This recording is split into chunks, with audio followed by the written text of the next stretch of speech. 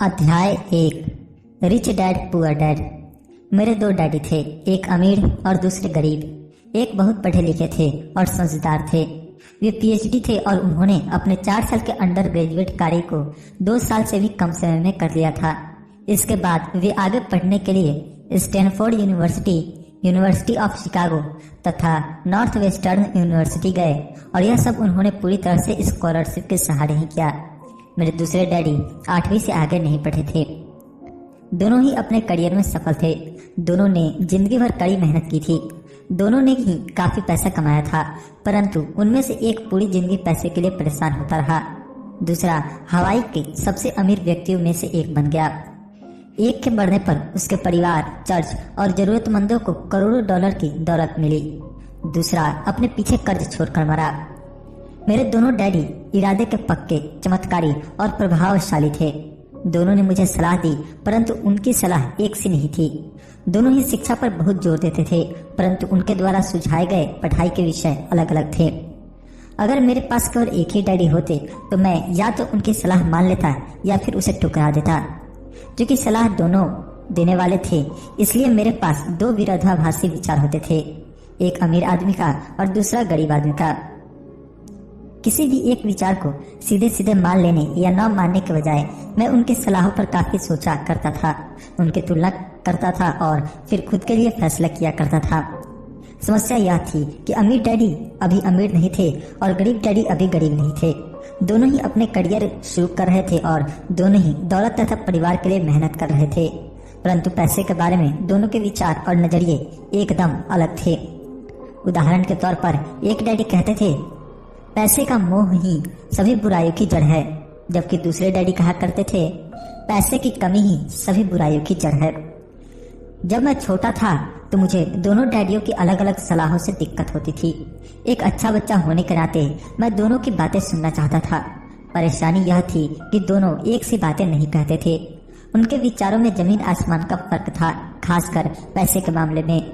मैं काफी लंबे समय तक यह सोचा करता कि उनमें से किसने क्या कहा, क्यों कहा और उसका परिणाम क्या होगा। मेरा बहुत सा समय सोच विचार में ही गुजर जाता था। मैं खुद से बार बार इस तरह के सवाल पूछा करता, उन्होंने ऐसा क्यों कहा? और फिर दूसरे डैडी की कही हुई बातों के बारे में भी इसी तरह के सवाल पूछता। काश मैं यह बोल सकता, हाँ वे बिल्कुल सही है, मैं उनकी बातों से पूरी तरह सहमत हूँ, या यह कहकर मैं सीधे उनकी बात ठुकरा सकता। बुढ़े को यह नहीं पता कि वह क्या कह रहा है। क्योंकि दोनों ही मुझे प्यारे थे, इसलिए मुझे खुद के लिए सोचने पर मजबूर होना पड़ा। इस तरह सोचना मेरी आदत बन गई, जो आगे चलकर मेरे लिए बहुत फायदेमंद साबित हुई। अगर मैं एक तरह से ही सोच पाता तो यह मेरे लिए इतना फायदेमंद नहीं होता। धन दौलत का विषय स्कूल में नहीं बल्कि घर पर पढ़ाया जाता है। शायद इसलिए अमीर लोग और ज्यादा अमीर होते जाते हैं, जबकि गरीब और ज्यादा गरीब होते जाते हैं और मध्य वर्ग कर्ज में डूबा रहता है।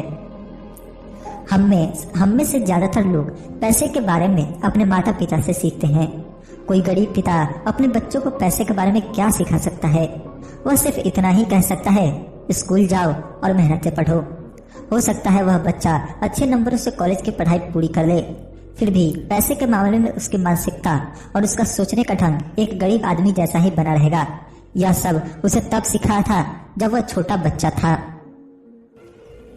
धन का विषय स्कूलों में नहीं पढ़ाया जाता। स्कूल में शैक्षणिक और व्यवसायिक निपुणताओं पर जोर दिया जाता है, न कि धन संबंधी निपुणता पर। इससे यह साफ हो जाता है कि जिन स्मार्ट बैंकर्स, डॉक्टर्स और अकाउंटेंट्स के स्कूल में अच्छे नंबर आते हैं, वे जिंदगी भर पैसे के लिए संघर्ष क्यों करते हैं। हमारे देश पर जो भारी कर्ज लदा हुआ है, वह काफी हद तक उन उच्च शिक्षित राजनेताओं और सरकारी अधिकारियों के कारण है जो आर्थिक नीतियां बनाते हैं। और मजे की बात यह है कि वे धन के बारे में बहुत कम जानते हैं। मैं अक्सर नई सदी में आने वाली समस्याओं के बारे में सोचता हूँ। तब क्या होगा जब हमारे पास ऐसे करोड़ों लोग होंगे जिन्हें आर्थिक और चिकित्सीय मदद की जरूरत होगी। धन संबंधी मदद के लिए या तो वे अपने परिवारों पर या फिर सरकार पर निर्भर होंगे। क्या होगा जब मेडिकेयर और सोशल सिक्योरिटीज के पास पैसा खत्म हो जाएगा? किस तरह कोई देश तरक्की कर पाएगा अगर पैसे के बारे में पढ़ाई की जिम्मेदारी माता पिता के ऊपर छोड़ दी जाएगी, जिनमें से ज्यादातर गरीब है या गरीब होंगे। क्योंकि मेरे पास 2 प्रभावशाली डैडी थे, इसलिए मैंने दोनों से ही सीखा। मुझे दोनों की सलाह पर सोचना पड़ता था। इस तरह से सोचते सोचते मैंने यह भी जान लिया कि किसी व्यक्ति के विचार उसकी जिंदगी पर कितना जबरदस्त प्रभाव डाल सकते हैं। उदाहरण के तौर पर एक डैडी को यह कहने की आदत थी, मैं इसे नहीं खरीद सकता। दूसरे डैडी इन शब्दों के इस्तेमाल से चिढ़ते थे। वे जोर देकर कहा करते थे कि मुझे इसके बजाय यह कहना चाहिए, मैं इसे कैसे खरीद सकता हूँ। पहला वाक्य नकारात्मक है और दूसरा प्रश्नवाचक। एक में बात खत्म हो जाती है और दूसरे में आप सोचने के लिए मजबूर हो जाते हैं। मेरे जल्द ही अमीर बनने वाले डैडी ने मुझे समझाया कि जब हम कहते हैं मैं इसे नहीं खरीद सकता तो हमारा दिमाग काम करना बंद कर देता है। इसके बजाय जब हम यह सवाल पूछते हैं मैं इसे कैसे खरीद सकता हूँ तो हमारा दिमाग काम करने लगता है। उनका यह मतलब नहीं था कि आपका जिस चीज पर दिल आ जाए उसे खरीद ही लें। वे लगभग दीवानगी की हद तक अपने दिमाग को कसरत करवाना चाहते थे, क्योंकि उनके ख्याल से दिमाग दुनिया का सबसे ताकतवर कंप्यूटर है। मेरा दिमाग हर रोज तेज होता जाता है क्योंकि मैं इसकी कसरत करता हूँ। यह जितना तेज होता जाता है मैं इसकी मदद से उतना ही पैसा कमा पाता हूँ। उनका मानना था कि मैं इसे नहीं खरीद सकता कहना दिमाग की आलस की पहचान है। हालांकि दोनों ही डैडी अपने काम में कड़ी मेहनत करते थे, परंतु मैंने देखा कि पैसे के मामले में एक डैडी की आदत यह थी कि वे अपने दिमाग को सुला देते थे और दूसरे डैडी अपने दिमाग को लगातार कसरत करवाते रहते थे। इसका दीर्घकालीन परिणाम यह हुआ कि एक डैडी आर्थिक रूप से बहुत अमीर होते चले गए, जबकि दूसरे डैडी लगातार कमजोर होते गए। इसे इस तरह से समझे कि एक व्यक्ति हर रोज कसरत करने के लिए जिम जाता है, जबकि दूसरा व्यक्ति अपने सोफे पर बैठकर टीवी देखता रहता है। शरीर की सही कसरत से आप ज्यादा तंदुरुस्त हो सकते हैं और दिमाग की सही कसरत से आप ज्यादा अमीर हो सकते हैं। आलस्य से स्वास्थ्य और धन दोनों का नुकसान होता है। मेरे दोनों डैडियों की विचारधारा में जमीन आसमान का अंतर था। एक डैडी की सोच थी कि अमीरों को ज्यादा टैक्स देना चाहिए ताकि बेचारे गरीबों को ज्यादा फायदा मिल सके, जबकि दूसरे डैडी कहते थे टैक्स उन लोगों को सजा देता है जो उत्पादन करते हैं और उन लोगों को इनाम देता है जो उत्पादन नहीं करते। एक डैडी सिखाते थे मेहनत से पढ़ो ताकि तुम्हें किसी अच्छी कंपनी में नौकरी मिल जाए, जबकि दूसरे डैडी की सीख यह थी मेहनत से पढ़ो ताकि तुम्हें किसी अच्छी कंपनी को खरीदने का मौका मिल जाए। एक डैडी कहते थे मैं इसलिए अमीर नहीं हूँ क्योंकि मुझे बाल बच्चों को पालना पड़ता है। दूसरे डैडी कहते थे मुझे इसलिए अमीर बनना है क्योंकि मुझे बाल बच्चों को पालना है। एक डैडी डिनर के टेबल पर पैसे और बिजनेस के बारे में बात करने के लिए हमेशा प्रोत्साहित करते थे। दूसरे डैडी भोजन करते समय पैसे की बातें करने के लिए मना करते थे। एक का कहना था जहाँ पैसे का सवाल हो सुरक्षित कदम उठाओ, खतरा मत उठाओ। दूसरे का कहना था खतरों का सामना करना सीखो। एक का मानना था हमारा घर ही हमारा सबसे बड़ा निवेश और हमारी सबसे बड़ी संपत्ति है। दूसरे का मानना था मेरा घर मेरा दायित्व है और अगर आपका घर आपकी नजर में आपका सबसे बड़ा निवेश है तो आप गलत हैं। दोनों ही डैडी अपने बिल समय पर चुकाते थे, परंतु उनमें से एक सबसे पहले अपने बिल चुकाता था जबकि दूसरा सबसे आखिर में। एक डैडी का यह मानना था कि कंपनी या सरकार को आपका ध्यान रखना चाहिए और आपकी जरूरतों को पूरा करना चाहिए। वे हमेशा तनख्वाह में बढ़ोतरी, रिटायरमेंट योजनाओं, मेडिकल लाभ, बीमारी की छुट्टी, छुट्टियों के दिन और बाकी सुविधाओं के बारे में चिंतित रहते थे। वे अपने दो चाचाओं से बहुत प्रभावित थे जो सेना में चले गए थे और 20 साल के सक्रिय जीवन के बाद उन्होंने अपने रिटायरमेंट और जीवन भर के आराम का इंतजाम कर लिया था। वे मेडिकल लाभ के विचार को पसंद करते थे और सेना द्वारा अपने रिटायर्ड कर्मचारियों को दी जा रही सुविधाओं की भी तारीफ करते थे। उन्हें विश्वविद्यालय का टेन्योर सिस्टम भी काफी पसंद था। कई बार नौकरी से आजीवन मिल रही सुरक्षा और नौकरी के लाभ नौकरी से ज्यादा महत्वपूर्ण हो जाते हैं।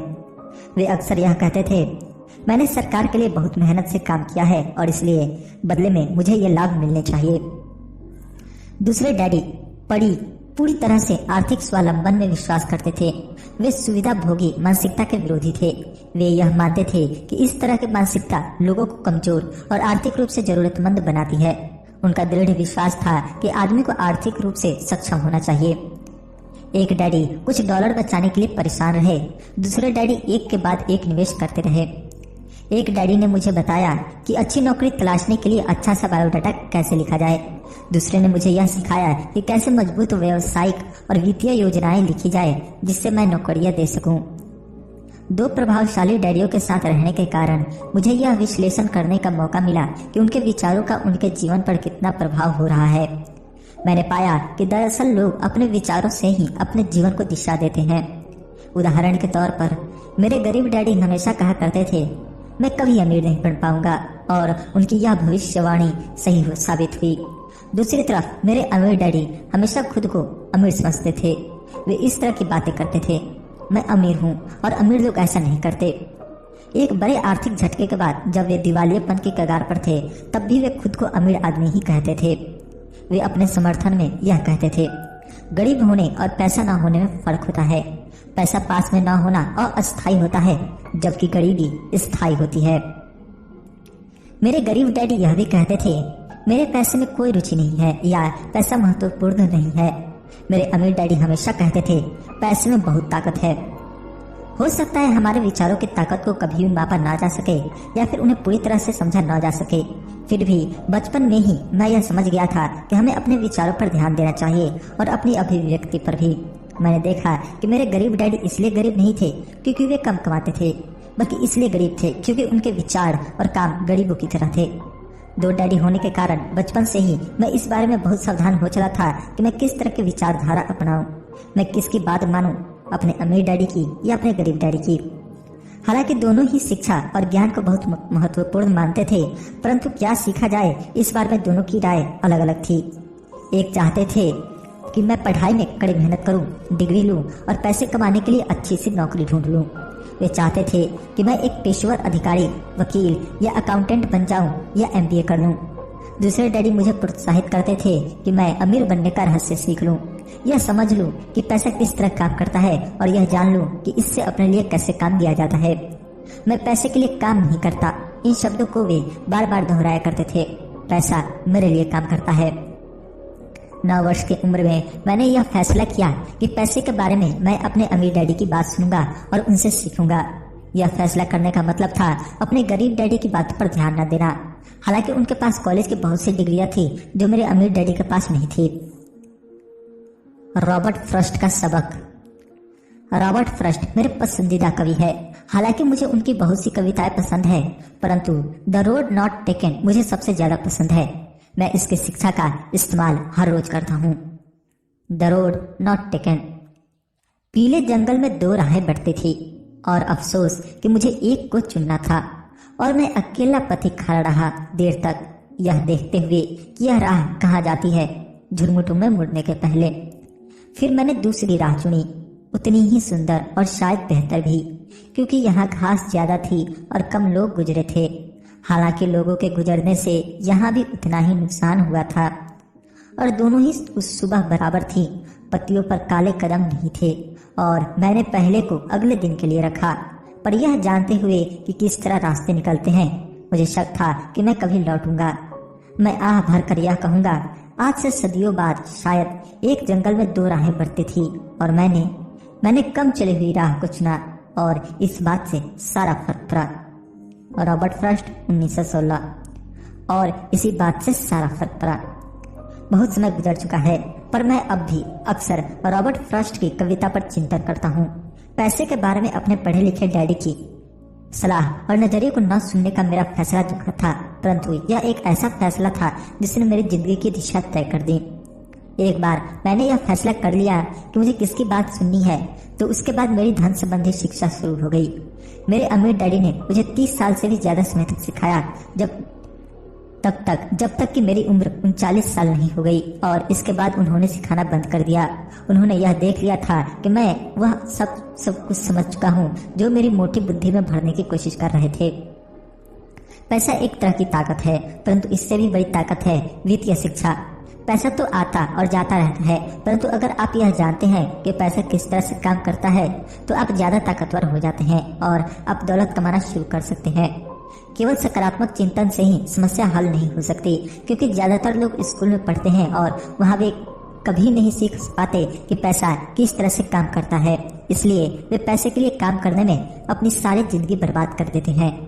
मेरी शिक्षा जब शुरू हुई थी तब मैं केवल 9 साल का था, और इसी कारण मेरे अमीर डैडी ने मुझे जो पाठ पढ़ाए थे वे बहुत आसान थे, और सारी बातों को छोड़कर विचार किया जाए तो उन्होंने मुझे 30 सालों तक कुल 6 महत्वपूर्ण पाठ पढ़ाए। यह पुस्तक उन्हीं 6 पाठों के बारे में है और इससे भी उतना ही आसान बनाने की कोशिश की गई है जितना कि मेरे अमीर डैडी ने इन्हें मेरे लिए आसान बनाया था। यह पाठ आपके लिए जवाब की तरह नहीं लिखे गए हैं बल्कि मार्गदर्शक की तरह लिखे गए हैं। ऐसे मार्गदर्शक जो ज्यादा अमीर बनने में आपकी और आपके बच्चों की मदद करेंगे, चाहे बदलती हुई इस अनिश्चित दुनिया में कुछ भी होता रहे। अध्याय 2 सबक 1 अमीर लोग पैसे के लिए काम नहीं करते।